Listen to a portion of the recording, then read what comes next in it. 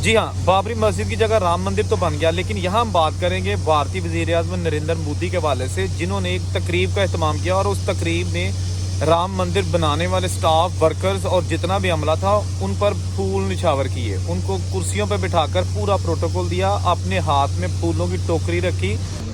ये देखे खुद ही उन्होंने पकड़ी हुई है टोकरी, कोई उनके पास दूसरा बंदा नहीं है, हालांकि वो किसी नौकर को भी टोकरी पकड़ाकर फूल खुद फेंक सकते थे, लेकिन ऐसा नहीं। मुझे इस चीज़ से कोई गर्ज नहीं है कि वो भारत के वज़ीर-ए-आज़म है, मैं सच बात कहूँगा, खा किसी को बुरी लगे।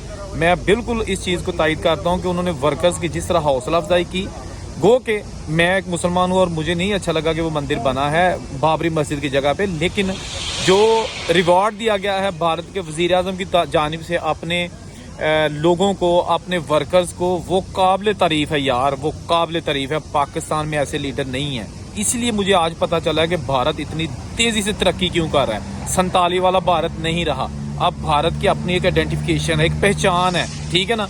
मोदी जी ने ये साबित कर दिया है कि जो उनके जो वर्कर्स हैं, जो उनके जो काम करने वाले लोग हैं, उनको कैसे मुआवजा दिया जाता है। एक तो मुआवजा पैसे का होता है ना, एक होता है उनकी हौसला अफजाई के लिए उनके अंदर चले जाना और उन पर यार फूल फेंक रहा है। क्या बात है, क्या बात है। खा किसी को बात बुरी लगे या सच, लेकिन लीडर मोदी अपना आप मनवाने में महारत रखता है, उसे पता है कि लोगों की मोहब्बत अपने दिलों में कैसे करनी है, ठीक है ना। ये होते हैं वज़ीर-ए-आज़म, ये होते हैं लीडर। मोदी कुछ लोगों के लिए बेहद बुरा इंसान होगा। मैं एक पाकिस्तानी हूँ, मुझे भी मोदी के मुख्तलिफ कामों से इख्तलाफ हो सकता है, लेकिन सच मैं ज़रूर कहूँगा कि मोदी जानता है कि लोगों के दिलों को कैसे कैप्चर करना है, कैसे लोगों के दिलों में घर करना है और कैसे उनकी मोहब्बत लेनी है। मंदिर बना वो एक अलग इशू है, लेकिन मोदी ने इतनी ज़्यादा मोहब्बत दी अपने उन वर्कर्स को, उन स्टाफ को, कि खुद उन पर टोकरी उठाकर फूल फेंके।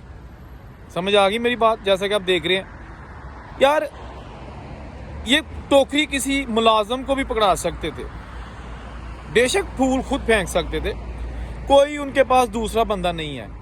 लेकिन हमारे मुल्क पाकिस्तान में कभी आपने कोई ऐसा देखा कि किसी ने कोई मस्जिद बनाई हो या उन वर्कर्स को जाके हमारे किसी वज़ीर-ए-आज़म ने, सदर ने इस तरह प्रोटोकॉल दिया हो, इस तरह उन पर फूल बरसाए हों? मेरा नहीं ख्याल कि मैंने कभी पाकिस्तान की हिस्ट्री में कोई ऐसा वज़ीर-ए-आज़म देखा है कि जो अवाम में घुल मिल जाता हो।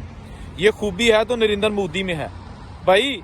खूबियां जो है ना लीडर्स में हो ना, तो उनको सीखना चाहिए, उनको अडॉप्ट करना चाहिए, ठीक है ना।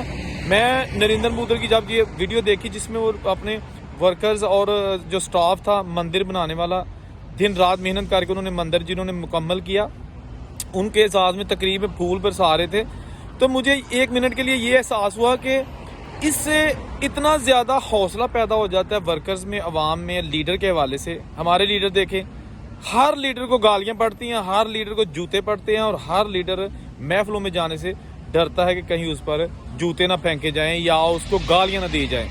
कोई भी लीडर हो, मैं किसी एक पाकिस्तानी लीडर की बात नहीं कर रहा, ठीक है ना। सारे लीडर एक जैसे हैं, सारे लीडर सिर्फ अपनी कुर्सी के भूखे हैं।